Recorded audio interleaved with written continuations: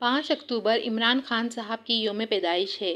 خان صاحب اس وقت قید و بند کی صعوبتیں جھیل رہے ہیں، مگر خان کے چاہنے والے ان کی محبت سے سرشار ان کے لیے دل سے دعائیں کر رہے ہیں اور سوشل میڈیا خان صاحب کی سالگرہ کی مبارکبادی پیغامات سے بھرا نظر آتا ہے۔ سالگرہ مبارک ہو خان صاحب، سالگرہ مبارک ہو میرے قائد۔ میرے دل کی گہرائیوں سے ہم جانتے ہیں اور پختہ یقین رکھتے ہیں کہ آپ دنیا کے بہترین رہنما ہیں، ایک ایسی قوم کے عظیم رہنما ہیں جس نے قوموں کی برادری میں ابھی تک اپنی شناخت نہیں بنائی ہے۔ یہ ہمارے لیے ایک خاص دن ہے کیونکہ یہ آپ کے لیے بھی قابل ذکر ہے۔ ہم چاہتے ہیں کہ آپ جان لیں کہ آپ ایک عظیم رہنما ہیں اور زندگی میں بہترین کے مستحق ہیں۔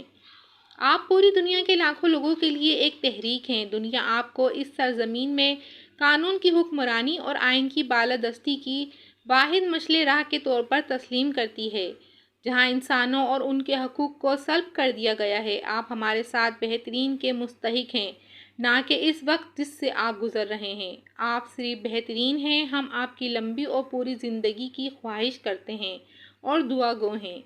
پاکستانی تحریک انصاف کے جبری طور پر لاپتہ کیے گئے رہنما عثمان ڈار کی منظر عام پر اچانک آمد اور ایک نجی ٹی وی چینل کو انٹرویو کس کا اسکرپٹ ہے؟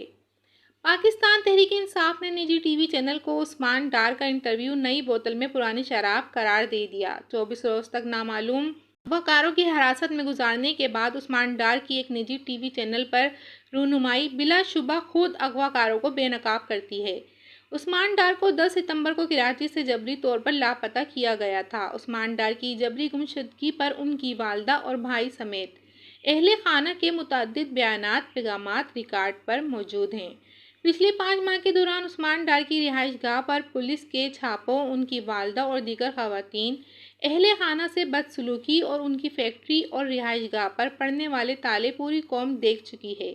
اس 24 روزہ جبری گمشدگی کے دوران جسمانی و ذہنی تشدد اور جبر کے آثار ان کی کانپتی آواز، متذبذب باڈی لینگویج اور بے ربط خیالات سے واضح ہیں۔ 9 مئی کے 5 ماہ بعد 24 روزہ جبری گمشدگی کے بعد دیے گئے انٹرویو کی عوام کی نگاہ میں کوئی اہمیت ہے اور نہ ہی اس کی کوئی قانونی حیثیت۔ خدشہ ہے کہ اسی قسم کے ہتھ کنڈے ہمارے دیگر اغوا کنندگان صداقت عباسی، فرخ حبیب اور شیخ رشید پر بھی آزمائے جائیں گے اور ایسے ہی مزید ڈرامے نشر کیے جائیں گے۔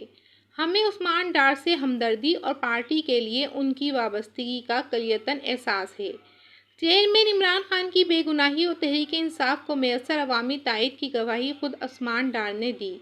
اس لیے ملک کو گھسے پٹے ڈراموں اور فلموں کی بھیٹ چڑھانے کی بجائے 9 مئی کے واقعات کی اعلیٰ سطحی عدالتی کمیشن کے ذریعے تحقیقات اور عوام کو ووٹ کا حق دینے کے لیے 90 روز کی دستوری مدت میں انتخاب کروائے جائیں۔ جج ابوالحسنات کی عدالت میں کیا ہوا؟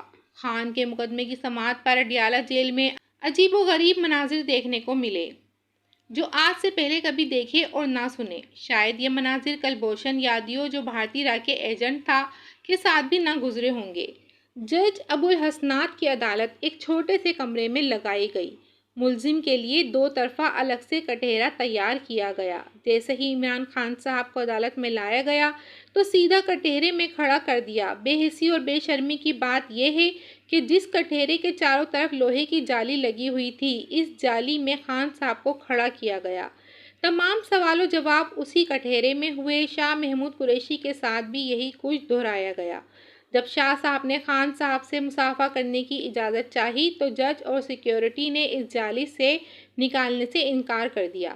بالآخر اس لوہے کی جالی، جس میں سے ہاتھ کی ایک انگلی اندر جانا بھی محال ہے، شاہ صاحب نے جالی کے اوپر ہاتھ رکھ کر خان صاحب سے سلام کیا۔ اسی دوران جج صاحب نے عمران خان سے جیل میں دی گئی سہولیات کے بارے میں پوچھا، جس پر خان صاحب نے نہ چاہتے ہوئے بھی بس اتنا کہا: اگر عدالت میں ان جالیوں کے پیچھے رکھا جا رہا ہے تو جیل میں کیا حالات ہوں گے، لیکن مجھے اس سے کوئی فرق نہیں پڑتا، جہاں بھی اور جیسے بھی رکھیں، مجھے کوئی شکایت نہیں، یہ لوگ اپنا پورا زور لگا لیں۔ یہ سب سن کر مخالف وکیل بھی ہکا بکا رہ گئے کہ یہ کیسا شخص ہے جس پر اس قدر سختی ہو رہی ہے اور یہ شکایت کرنے کو بھی تیار نہیں۔